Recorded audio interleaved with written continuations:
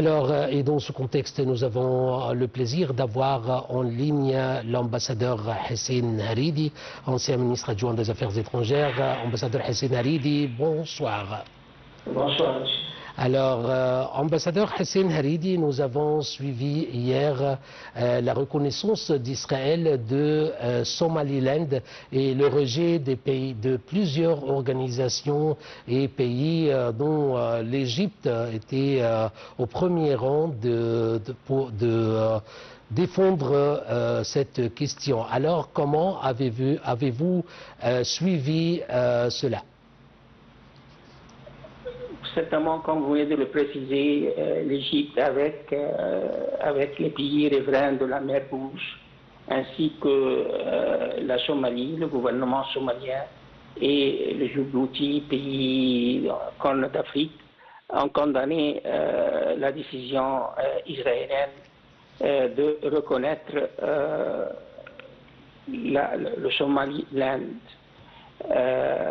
L'Égypte est en concertation avec ces pays pour faire face à cette décision et de retomber les conséquences de cette décision qui a été rejetée par les États-Unis et d'autres pays. Mais certainement, si on analyse la position israélienne, on comprend certainement qu'Israël veut être présent dans la Corne d'Afrique, ainsi dans le sud de la mer Rouge. Et certainement, cette décision aurait des retombées sérieuses, des retombées graves sur la sécurité des pays arabes de la mer Rouge, ainsi que les autres pays. L'Égypte défend toujours l'intégrité territoriale des pays et la communauté internationale n'a jamais reconnu l'indépendance du Somaliland qui a été annoncée en 1991. Alors maintenant, la Ligue arabe va se réunir, les pays membres de la Ligue arabe vont se réunir demain pour étudier la situation et prendre des décisions qui certainement demandées, exigées par cette escalade de la part d'Israël.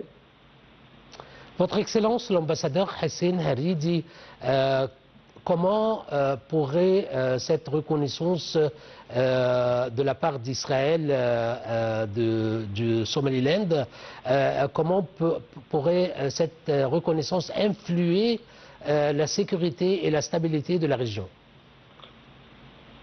La reconnaissance est le premier pas.